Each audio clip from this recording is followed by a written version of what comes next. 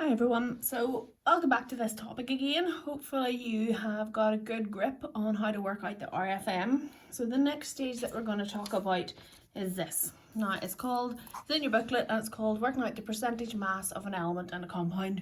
And it's something that probably sounds quite confusing, but actually it's really straightforward. And I'm certain that you've all done this calculation before. So let's look at an example that I think you'll have all worked out before. So if we look at a chemistry test result, I reckon that if you got results like this, you could tell me what percentage you got. So 12 out of 24, I reckon you could tell me that was 50%, which could be an okay result, or maybe a wee bit disappointing depending what you're aiming for. A 20 out of 20 result, I'm sure if you got that, you would be delighted and you would all tell me that it was 100% result. And then if you got 10 out of 20, you might be able to work out that it was, 10 out of 50, you might be able to work out that it was a 20% result.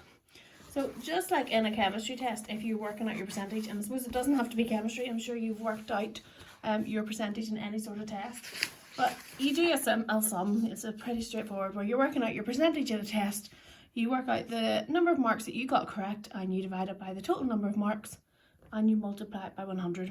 So the same is true, the same principle applies when we're trying to work out the relative formula mass and the percentage mass of an element, mass of an element in a compound.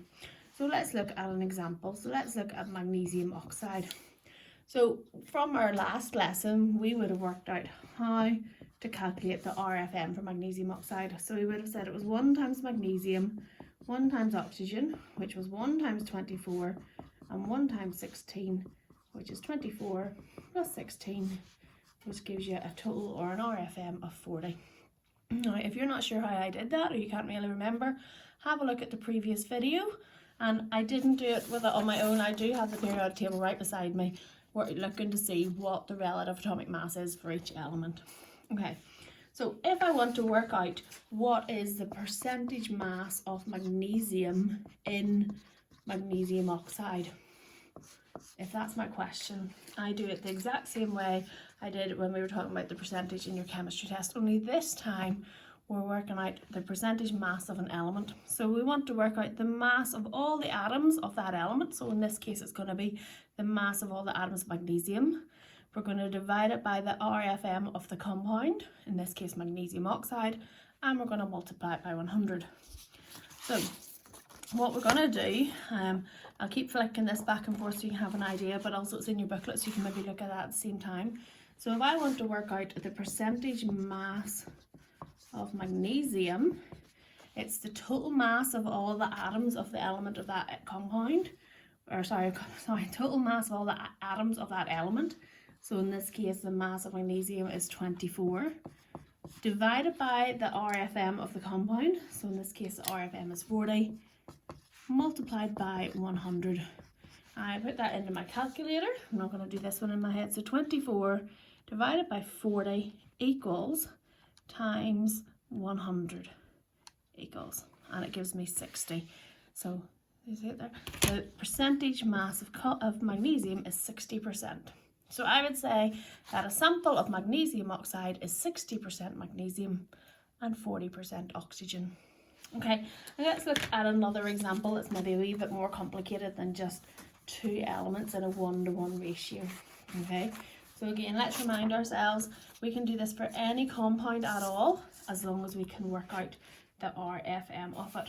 So if we look at sodium sulfate, we did this in our previous video where we worked out the RFM, and we said that it was 2 times sodium, 1 times sulfur, and 4 times oxygen. So that was 2 times 23, 1 times 32, 4 times 16.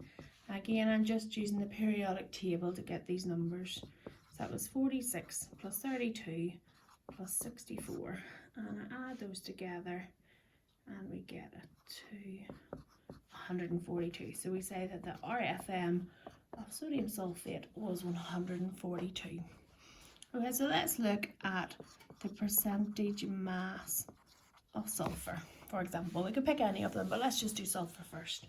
So remember, we're looking at the mass of all the atoms of sulfur divided by the RFM of the compound multiplied by 100. So if we want to do the percentage mass of sulfur, so sulfur's here is 32 divided by the RFM is 142 times 100. So let's see what we get for that. So 32 divided by 142 equals times 100. And we get 22.54%. So we would say if we had a sample of sodium sulfate, 22.54% of it would be sulfur. So pause the video now and have a think about what would happen if I worked out the percentage mass of sodium and the percentage mass of oxygen. What would they all add up to? So pause it and have a think. So if we work out the percentage mass of sodium and percentage mass of oxygen, when we add these together, they should equal 100% because we're working out the percentage of sodium, percentage of sulfur, percentage of oxygen should add up to make a total percentage of 100%. So let's double check that we're correct here. So again, using the same formula, the mass of all the elements of that element divided by the RFM times 100. So the mass of all the elements of sodium is 46 divided by the RFM is 142 times 100. Percentage mass of oxygen, so all the atoms of the elements of oxygen, 64 divided by the RFM of 142 times 100. So let's have a look and see. So 46 divided by 142 equals times 100 gives me 32.39% sodium.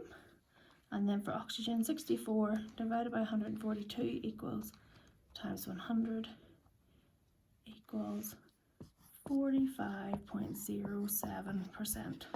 So those are our three percentages. Let's just double check them and see. Now, they were all recurring or big long decimal points, so we might have lost a decimal point, but we'll check and see. So 22.54 plus 32.39 plus 45.07 equals, there we go. So they all add up and they give us 100%.